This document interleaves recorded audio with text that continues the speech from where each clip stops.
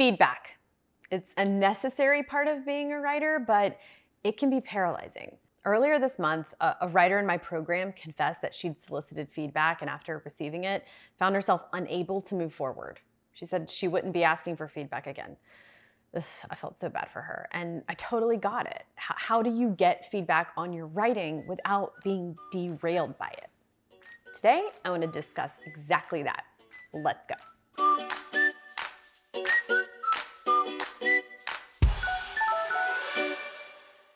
For a really long time, feedback was my frenemy. I was obsessed with it and it was killing me. I would take writing classes that were based on the feedback model. My peers and I all traded work and criticized each other. It was the worst, honestly. I rewrote and rewrote my novel draft based on what my peers told me. Take out this backstory, change this character, add more active verbs. Eventually, I found myself burnt out, directionless, and deeply uninspired to continue. Luckily, after about 5 years, I finally found my way out of that hole to write based on my own vision, and that time it worked. I wrote and sold 3 novels. Part of this is because I learned how to ask for and receive feedback and how to assess it. By that I mean how to decide what feedback is good, what feedback is not, and how do you even make that choice? So I want to break down for you how to make feedback empowering and energizing instead of demoralizing. Tip number 1 is that you have to trust yourself more than you trust other people. For 5 years, I was torn between feeling like I had it in me to write this novel and feeling like I needed to know more and couldn't trust myself. And of course, I was right that I did have things to learn, but I also did have it in me to write my novel. By trust yourself, I don't mean you have to trust yourself that you know everything about writing. You don't, I don't, no one does, and you especially don't when you're first starting out. But what do you have? You have taste and you have vision. And you're the only one who has the vision. By taste, I mean you know if you like what you're reading or writing, and you know if it's in line with your vision. And you have to trust that. Reminding yourself of this is not always easy, but it's critical if you're planning on getting feedback on your work. Because ultimately, you have to remain the one steering the ship. And remember, just because someone gives you a note doesn't mean you have to use it. Tip number 2 is to tell the person who's going to give you feedback before they read what you want from them. Picking the right people and providing your own guide rails for them is really important when asking for feedback. A lot of writers fall into the trap of offering up their work to their best friend or a random classmate in your writing class and giving them carte blanche. Just tell me if you like it. And I get it. You're hoping what we all secretly hope, which is that they're going to read it and tell you it's brilliant. One of the best things they've ever read, and you don't need to make any more edits. You're just magically the first person who's ever written a perfect first draft. Wow, how I wish that were true. I have done it too.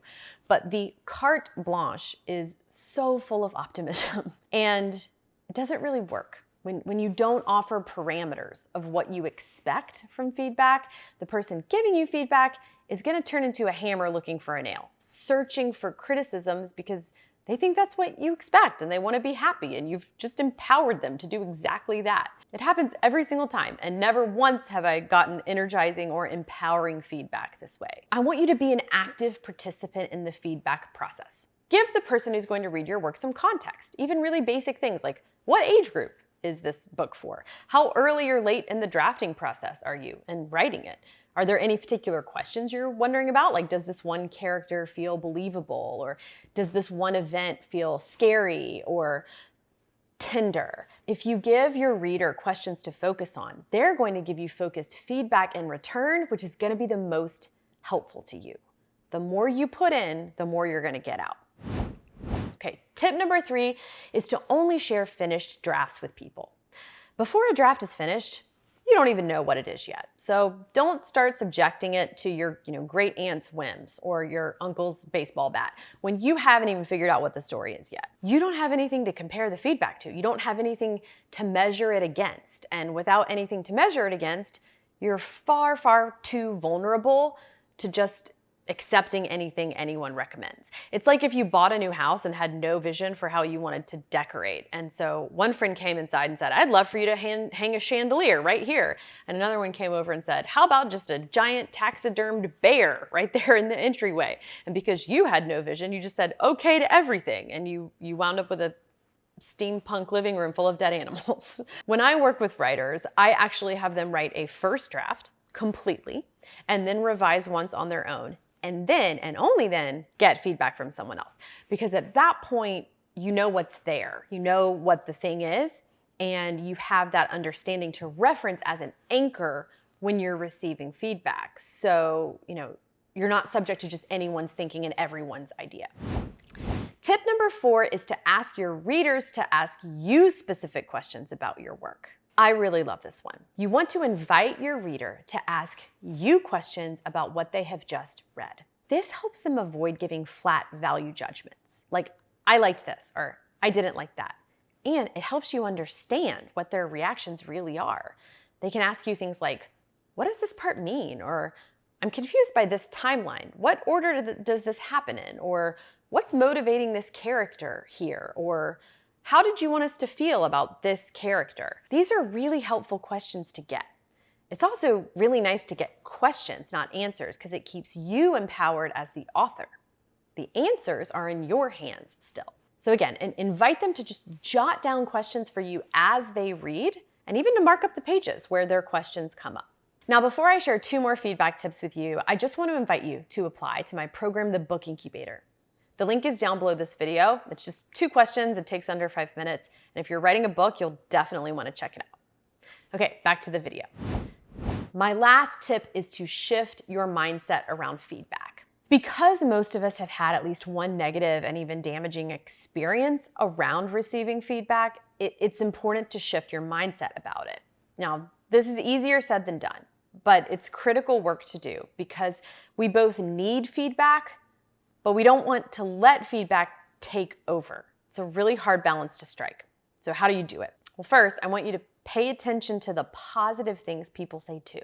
Feedback is as much about learning what positive elements of your writing you want to lean into as it is about changing what's not working. You're going to build on what you do well. You aren't going to build on fixing what you don't do well. So when people tell you you're really good at writing funny stuff or that they love a certain character, ask, great, how can I build on that?